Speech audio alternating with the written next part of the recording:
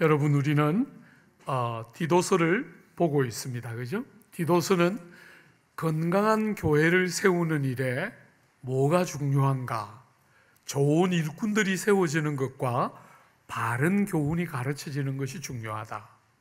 교회가 건강해지려면 좋은 일꾼들이 세워져야 하고 바른 교훈, 성경에 충실한 바른 교훈을 가르치는 것이 너무 중요하다 하는 그 두 가지가 이 디도서 양대 축처럼 이렇게 쭉 흐르고 있는 주제인데요.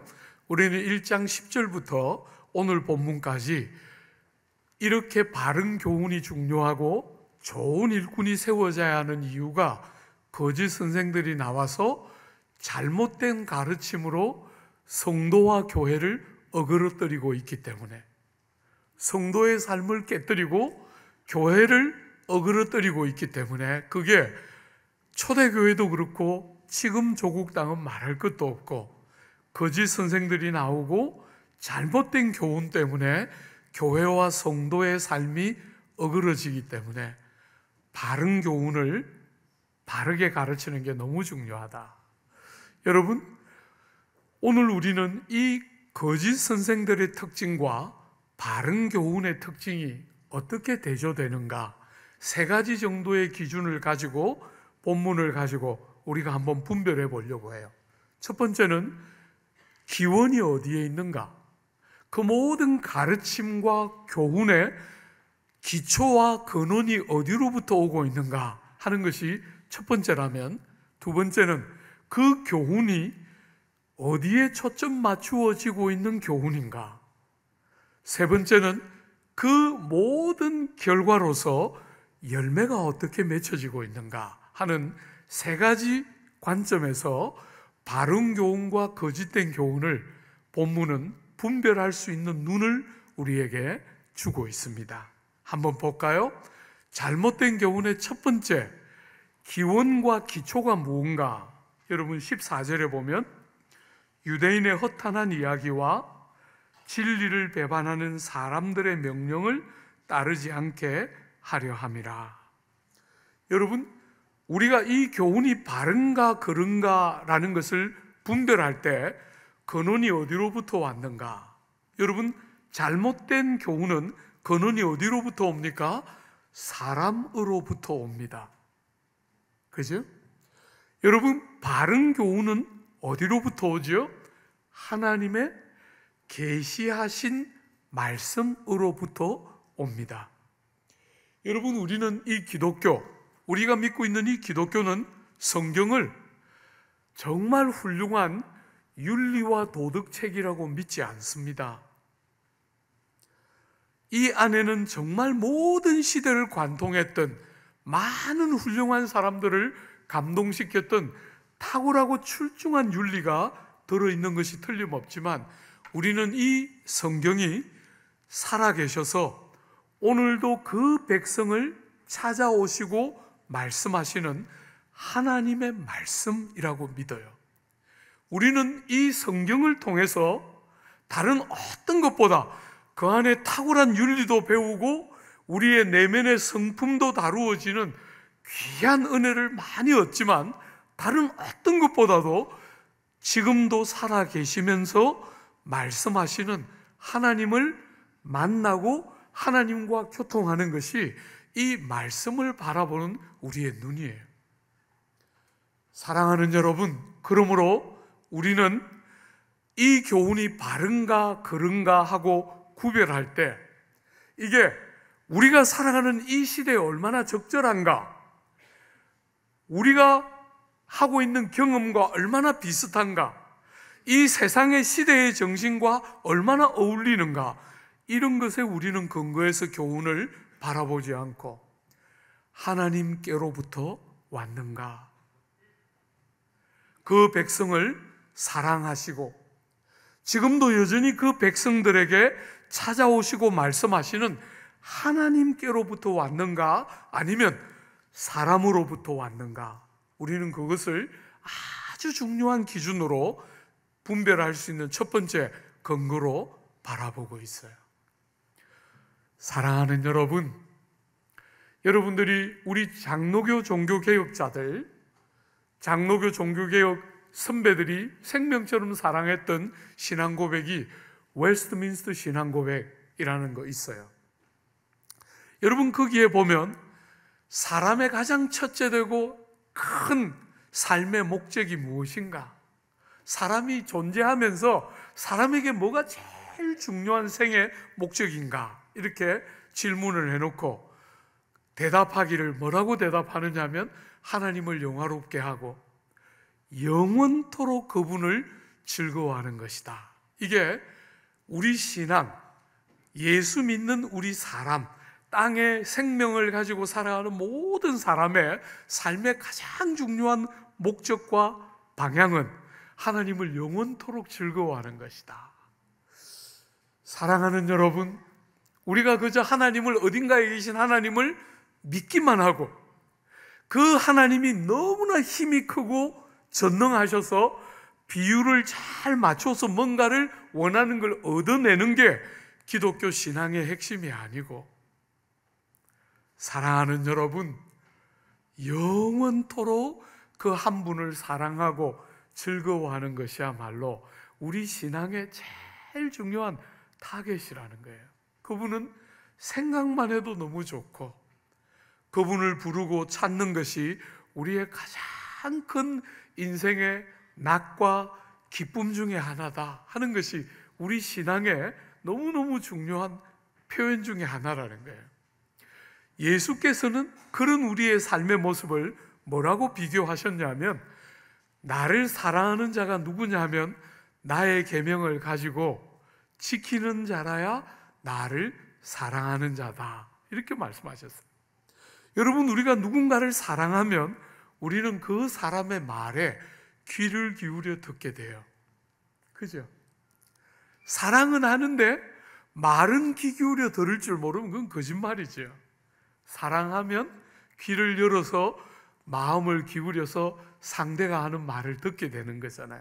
그런 것처럼 우리 예수께서 우리에게 하나님을 영원토록 즐거워하고 기뻐하고 그분을 사랑하는 중요한 표현 중에 하나가 뭐냐면 말씀을 어떻게 대하는지를 보면 안다는 거예요. 사랑하는 여러분, 마귀가 뭘 제일 못하게 하고 싶겠어요? 성경을 듣지 못하게 만들고 싶어 한다는 거예요. 성경을. 제일 중요한 성경 본문을 열어서 설교를 하고 본문을 열어서 목장에서 함께 말씀을 나누고 여러분이 골방에서 혼자 성경을 읽고 하는 이런 제일 중요한 일을 못하게 하는 것, 이것이 마귀가 제일 원하는 일 중에 하나겠죠. 너무 삶을 사는데 중요한 일이 너무 많아서 성경 읽을 시간이 없다, 이렇게 만들게 하고 싶어 하는 게 마귀가 제일 좋아하는 일이겠죠. 그죠? 사랑하는 여러분, 주중성경학교 할 때 여러분들이, 저는 어린이집 보내는 것 대신에 아이들 다 우리 주중성경학교에 보내주기를 기대했는데, 주중성경학교 보내면서 제일 걱정한 게 뭐냐 하면 주중성경학교 보내고 또 가회시켜가지고 애들에게 또 성경 가회를 시키는 게 아닌가, 이런 두려움이 제일 컸어요. 부탁합니다. 우리 아이들 그렇게 너무 분주하게 만들지 말고 주중성경학교 보내고 학원에 좀 보내지 마요.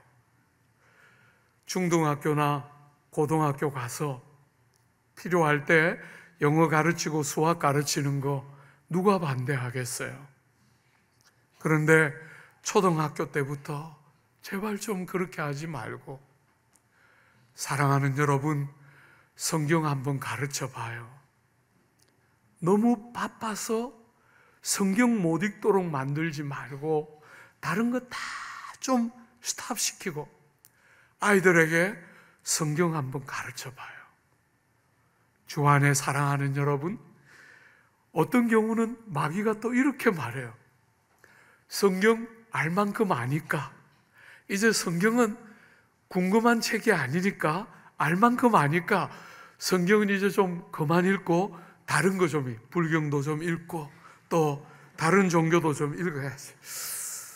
제발 좀 그러지 마요. 여러분 보시는 것처럼 평생 제가 이렇게 하잖아요. 여러분들에게 설교 이렇게 하잖아요. 그죠?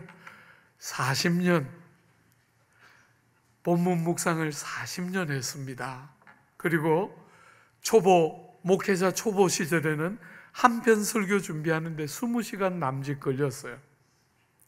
다른 건 거의 아무것도 하지를 못하고 축 자고 책상에 앉아서 본문 묵상하면서 40년 달려왔는데, 사랑하는 여러분, 한 번씩 성경 이렇게 딱 열면 내가 다루었던 본문 맞나 싶어요. 원시림처럼 한 번도 거닐지 않았던 숲처럼 말씀은 그런 책이에요. 너무 내가 성경은 많이 안다. 좀 죄송하지만 저는 그런 말 못합니다. 40년 이 길을 달려왔는데 저는 그 말 못하겠어요. 제가 아버지처럼 모시고 사랑하고 존경했던 박이천 목사님, 아직도 살아 계시잖아요. 제가 볼 때 거의 100수를 넘게 하실 것 같아요. 96이에요 지금. 한국 나이로 97이신데 이 귀한 어른이 어느 날 우리 사역자들을 모아놓고 말했어요. 이제 제가 시편 150번 읽었습니다. 150번 하는 것도 숫자가 너무 충격적이었는데 말씀하셨어요. 이제 시편 산에 등산 준비가 된 느낌입니다. 제가 낙심했어요. 시편 다 안 읽을 거야 이렇게 낙심했어요. 시편이 조금 보입니다 이랬으면 저도 150번 맞춰보려고 했을지 모르겠는데, 그 어른이 이제 등산 준비가 조금 됐습니다 이러니까 얼마나 낙심이 되는지. 사랑하는 여러분, 허풍이 아니었다. 그 어른이 겸손을 떤 것이 아니었다. 수도 없이 생각돼요. 말씀은 충분히 알았다 이렇게 말할 수 있는 사람이 아무도 없어요. 희한하게도 읽고 알고 깨달으면 깨달을수록 더 모르는 것이 많이 보이는 게 말씀이에요. 사랑하는 여러분, 절대로 지면 안 됩니다. 내가 성경 알 만큼 안다. 그렇게 말할 수 있는 사람은 없습니다. 아무도 그렇게 말하지 않았어요. 그건 마귀가 제일 좋아하는 이야기죠. 그죠? 하나님의 말씀을 듣는 일은 여러분과 저희 인생에 너무 결정적인데, 마귀가 한 번씩 우리 속에 성경은 이제 시대가 바뀌어졌고 달라졌기 때문에 옛날처럼 우리의 삶의 신적인 권위를 가지고 결정적인 책이 아니고 많은 책 중에 한 책이므로 더 이상 내 삶에 그렇게 중요한 책이 아니다. 때로는 마귀가 그렇게 생각하게 해요. 여러분, 제가 대학 다니면서부터 성경 본격적으로 규칙적으로 읽기 시작했는데, 제가 대학 다니면서 정치 외교학 공부했지 않습니까? 나라에 대한, 제 존재에 대한, 신앙에 대한, 가정에 대한, 사람 관계에 대한 무수한 고민들을 가지고 몸부림칠 때, 제가 성경 읽을 때 여기 다 있더라고요.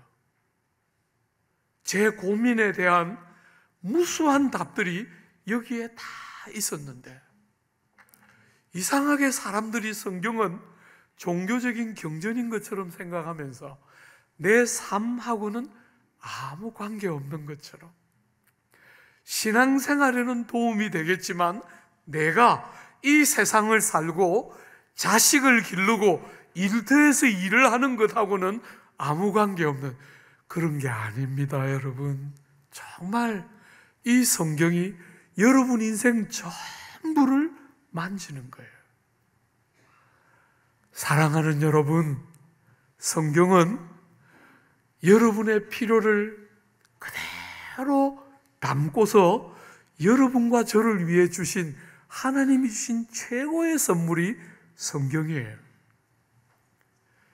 말씀을 가까이 하지 못하게 하는 것은 악한 것의 제일 중요한 전략의 핵심이에요. 여러분, 어떤 사람들은 이렇게 생각해요. 성경을 많이 알면 알수록 행해야 하는 것이 더 많고, 그래서 더 부담스러우니까 성경을 너무 많이 안 알고 조금 무식한 상태로 신앙생활하는 게 좋더라. 아닙니다. 속으면 안 돼요. 사랑하는 여러분, 말씀을 알아갈수록 여러분의 내면이 깨뜨려지고, 우리의 내면이 깨뜨려지면 깨뜨려질수록 누군가가 우리의 삶 속으로 이렇게 들어와지는 거예요. 나로 가득 채워져 있는 이 우리의 어리석은 중심에 말씀이 들어오면서 우리를 깨뜨리기 때문에 남들이 우리 삶 속에 너무나 중요한 한 사람으로 여백을 가지고 이렇게 쑥 들어오게 되는, 얼마나 여러분의 삶과 저의 삶의 결정적인 책이 성경이지요. 여러분, 마귀는 어떤 면에서 오늘 우리가 살아가는 이 시대에 일정한 정도로 성공하고 있어요. 왜냐하면 말은 너무나 넘쳐나지만, 여러분, 오늘 우리가 사는 이 시대는 마치 그리스처럼, 아테네 시대처럼 직접 민주주의를 하고 있는 것처럼 모든 사람들이 전부 자기가 하고 싶은 말들을 다 쏟아내는 그런 시대인데, 사랑하는 여러분, 말씀은 들려지지 않고 너무나 언제든지 어디서든지 들을 수 있는 시대가 된 것 같은데, 놀랍게 말씀에 너무나 무관심한 시대가 우리가 사는 시대예요. 사랑하는 여러분, 우리는 이 교훈이 어디로부터 왔는가? 사람으로부터인가? 시대의 정신으로부터인가? 이 디모데 전서를 다룰 때도 보았지만, 이 헬라의 철학들이 힘을 아직도 여전히 가지고 있던 이 시대에 신화와 족보에 대한 이야기들을 유대인들이 그 유대의 율법을 해석하면서도 신화와 족보를 그 시대의 정신을 따라 가지고 해석을 하면서 진리를 어그러뜨리는 것이 이 시대의 중요한 문제 중에 하나였는데, 사랑하는 여러분, 우리가 살아가는 이 시대도 얼마나 많은 세상 종교들의 다양한 방식을 가지고 성경을 어그러뜨리려고 하는 사람들의 말과 세상의 가치를 가지고 성경이 아닌 하나님의 말씀이고, 지금도 여전히 그 백성을 찾아오셔서 말씀하시는 하나님의 말씀의 권위가 아니라 사람의 말과 세상의 가치에 자꾸 권위를 두는 거짓 선생들과 바른 교훈은 대조적이라는 거예요. 우리는 하나님이 하시는 말씀이 우리의 모든 권위와 삶을 결정하는 기준이 되는 것이 첫 번째, 오늘 본문이 보여주는 바른 교훈과 잘못된 교훈의 대조예요. 그죠?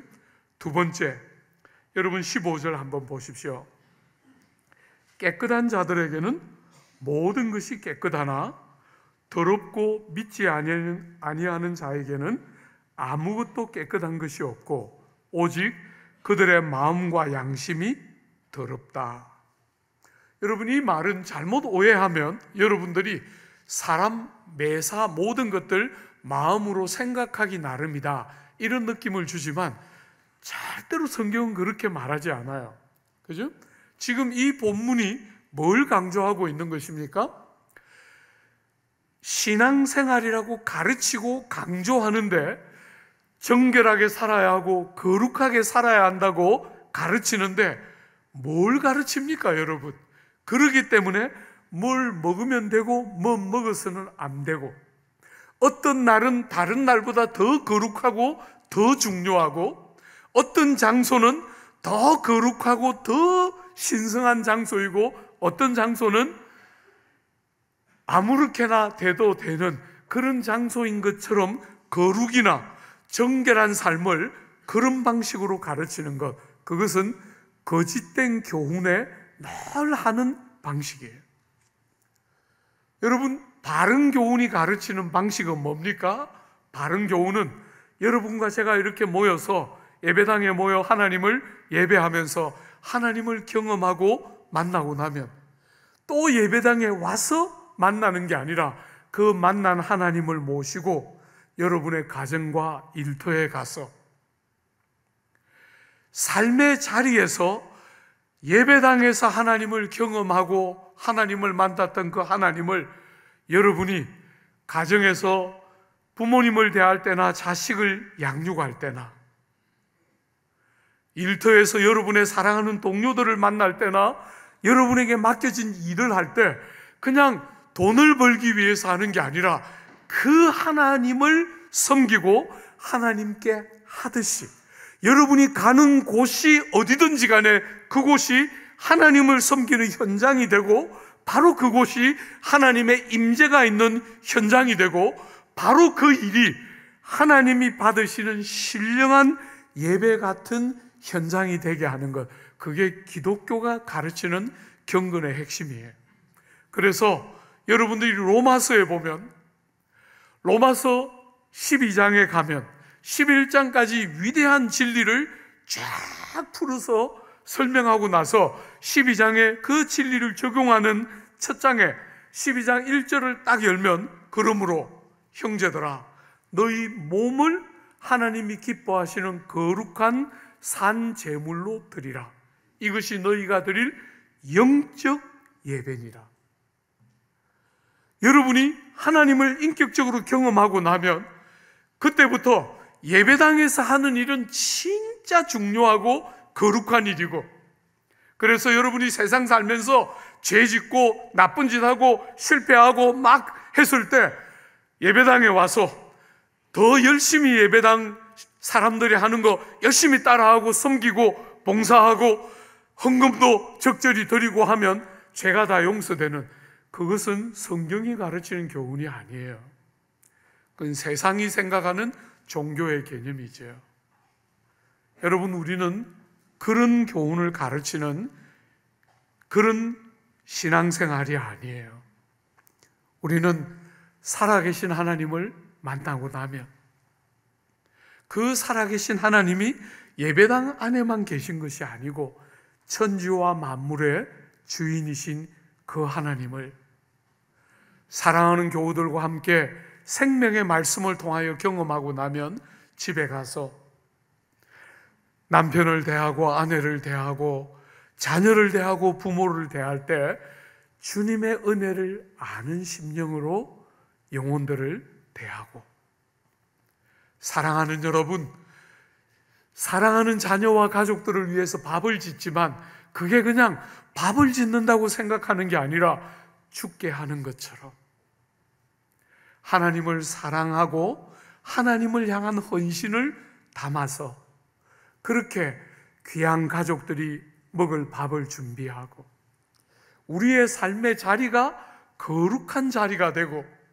우리가 하는 모든 일들이 가치와 의미와 성결함을 회복해내게 하는, 바로 그것이 기독교가 가르치는 경건의 핵심인데, 여러분, 마치 거룩하고 정결하고 바르게 사는 삶의 모습이 어떤 음식은 안 먹고 어떤 행동은 조금 조심하고 어떤 장소는 특별히 더 성결하게 느끼고 어떤 때를 더 남들보다 소중하게 여기면 그게 신앙생활이 되는 것처럼, 그런 것은 부패한 종교성이잖아요. 여러분, 제가 여러 해 전에 이집트에 가서 선교사 대회를 한번 했는데, 대회를 다 마치고 나니까 이분들이 저를 데리고 그 유명한, 이집트에서 제일 유명한 신전 중에 하나의 이름을 잊어버렸는데 엄청나게 큰 나일 강변에 있는 신전에 저를 데려갔어요. 거기 딱 가니까 느낌이 오더라고요. 느낌이. 나일강이 흐르죠? 그 이집트 땅은 다 얼마나 황폐한 땅인데 나일강 주변만 푸른 숲이 있어요. 푸른 숲이 있고 그 강변을 끼고 엄청난 규모의 신전이 막 이렇게 세워져 있는데 딱 보니까, 죄송합니다 여러분, 영험하구나 느낌이 오더라고요. 이런 데 지어야지.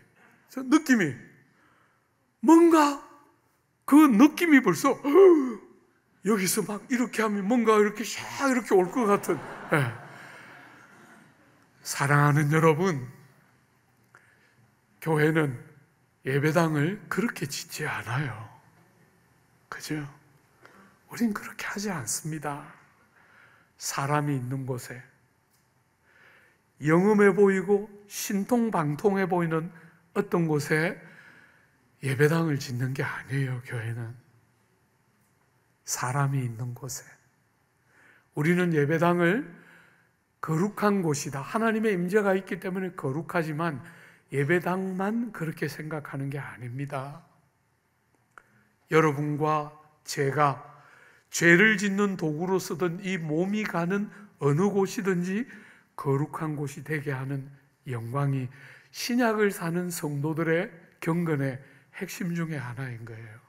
그래서 일터가 살아나고 가족들의 관계가 바뀌어지고 사람들을 대하는 자세와 중심이 달라지는 것이 기독교 경건의 핵심 중에 하나인 것이에요.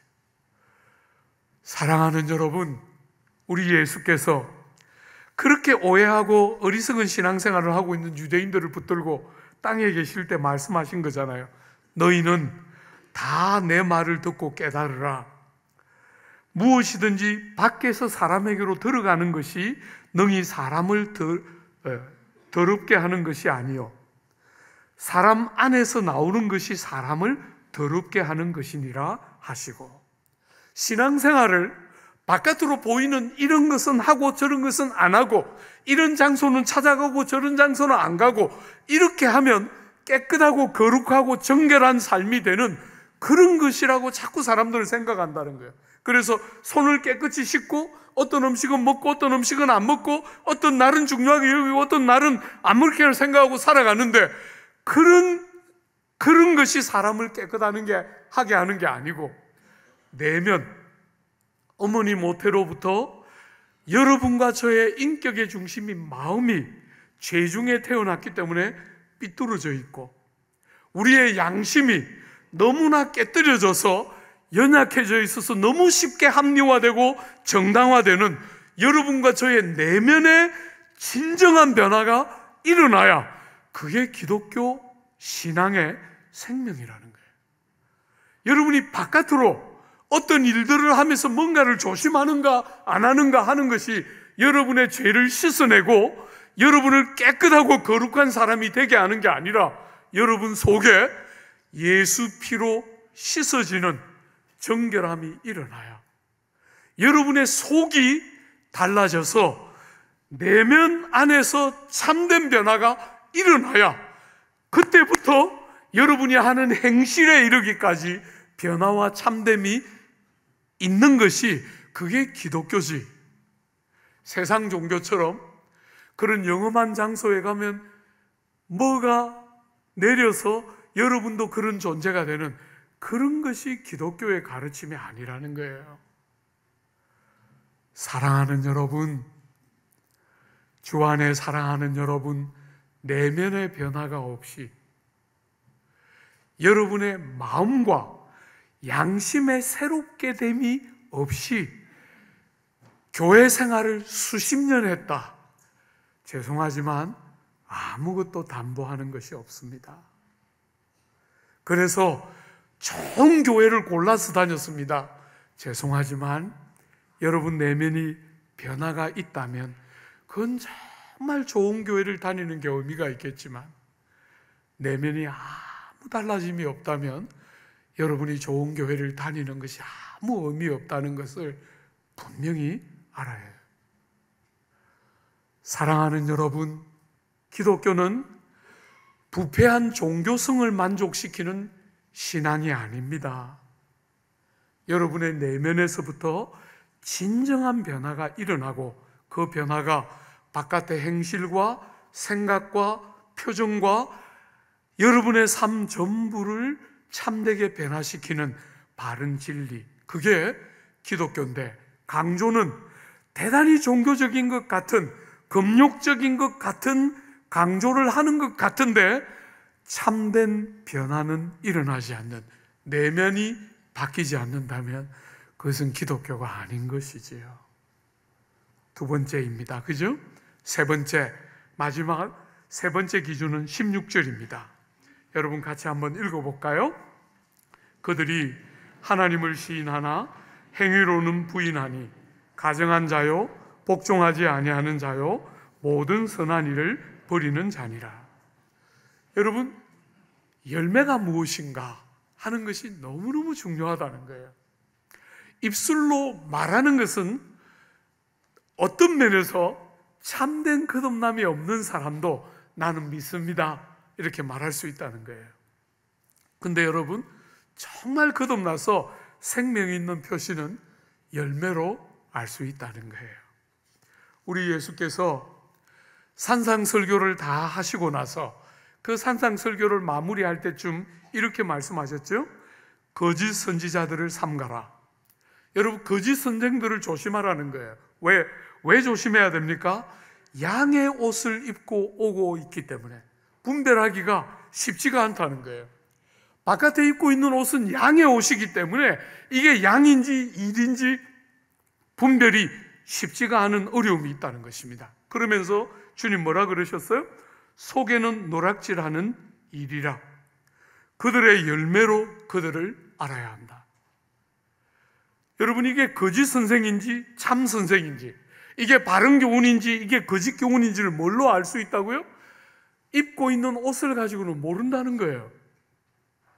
양의 옷을 입고 등장하기 때문에 분별할 수가 없다는 거예요. 뭘 보면 됩니까? 열매를 보면 된다는 거예요. 그러면서 이렇게 말씀하셨죠? 가시나무에서 포도를, 엉겅퀴 나무에서 무화과를 따겠느냐?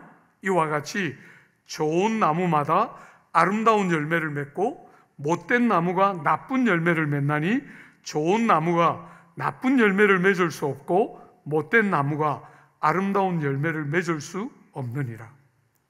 너무나 당연한 이야기를 하셨죠, 그죠? 그렇게 말씀하시면서 그거를 적용시켰어요. 여러분과 저에게 어떤 방식으로 적용을 시켰냐면 이렇게 적용시켰죠.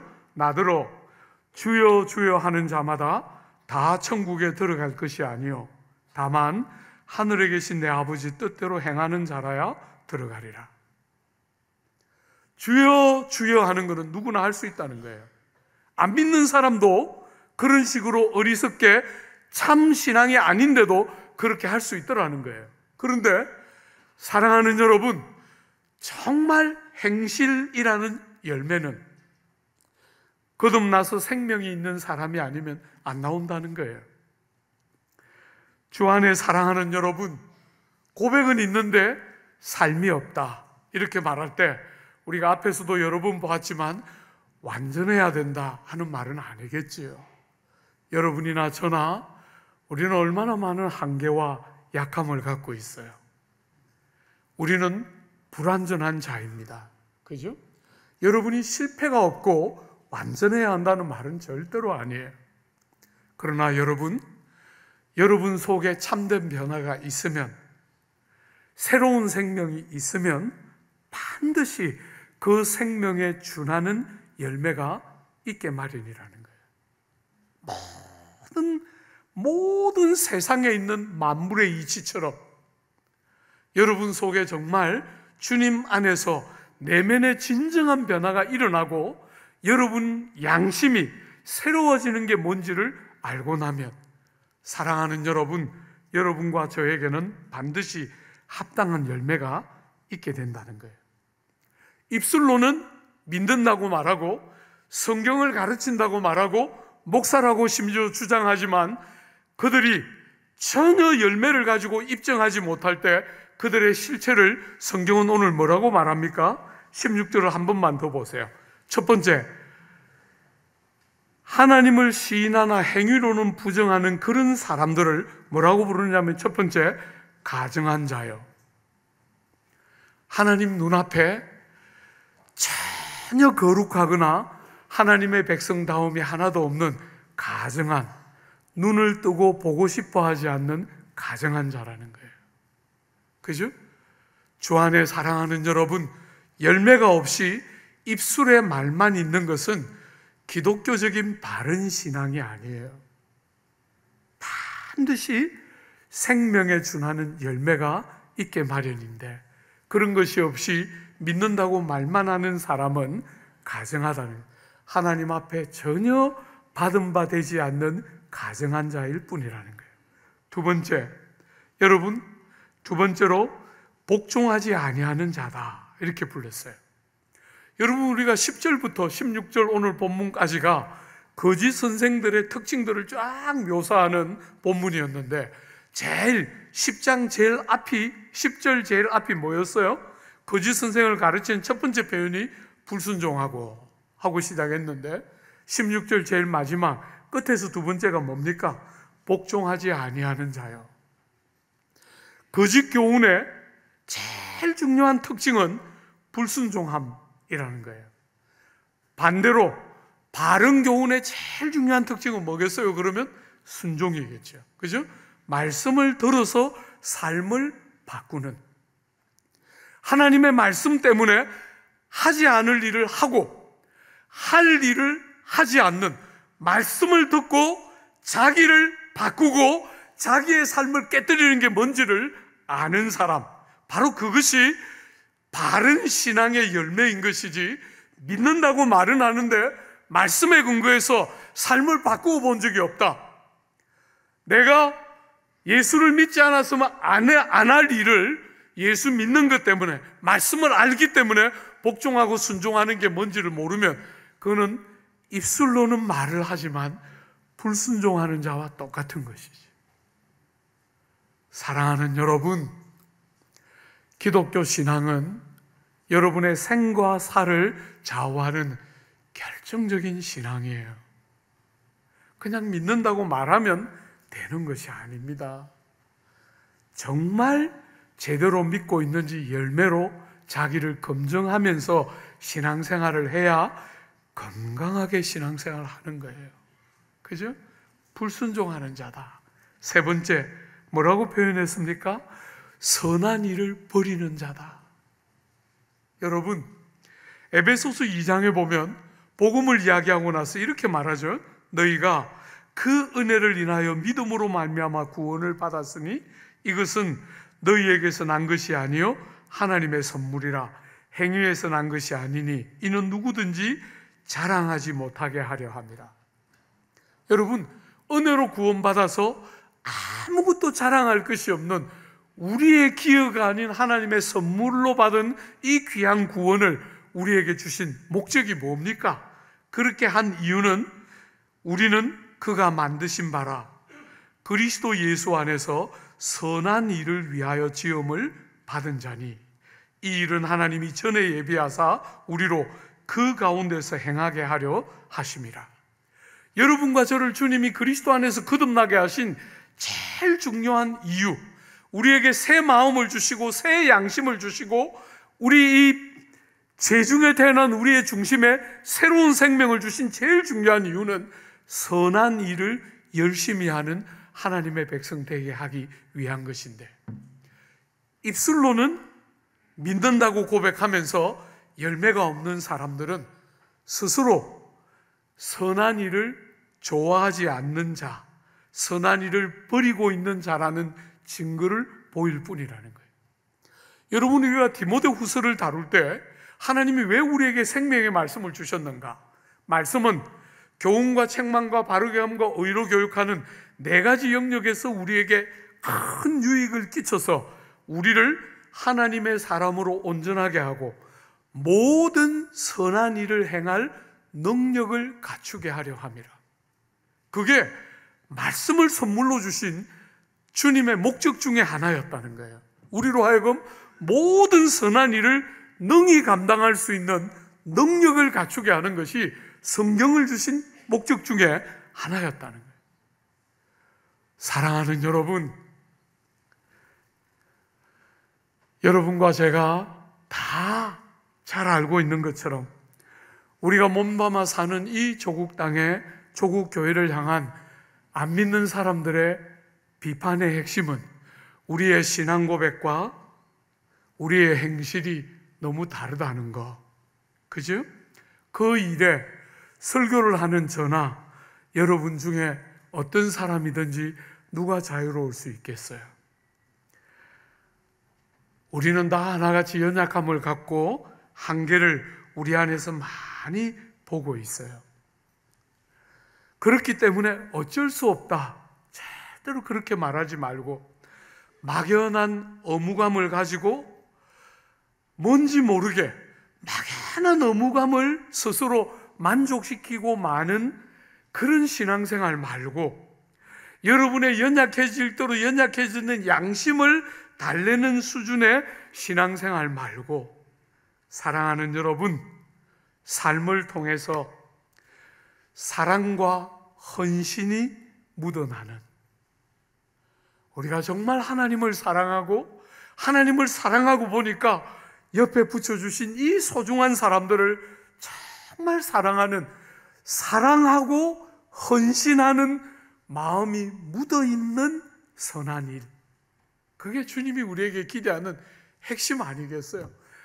미완성이고 한계가 있고 때때로 넘어지는 실패들을 우리가 경험하는 어리석은 자들이지만 절대로 낙심치 않고 다시 일어나서 주님이 우리에게 가르치신 그대로 하나님을 사랑하고 이웃을 사랑하는 마음을 담아서 사랑과 헌신을 아끼지 않고 우리가 행하는 바른 행실, 그죠? 우리의 내면에 진정한 변화가 담겨 있는 바른 행실, 그것이 오늘 이 조국 교회를 향한 세상의 요청이고 하나님이 우리를 향한 기대일 것이라고 틀림없이 믿어요.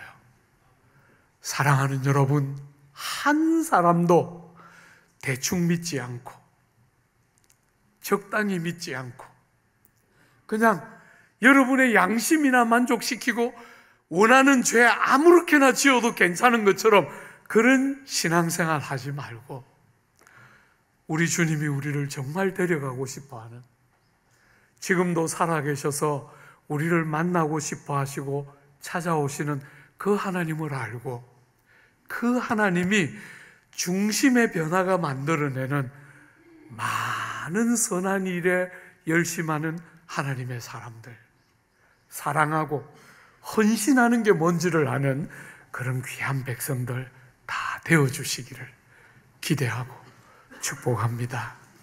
우리 같이 한번 기도할까요?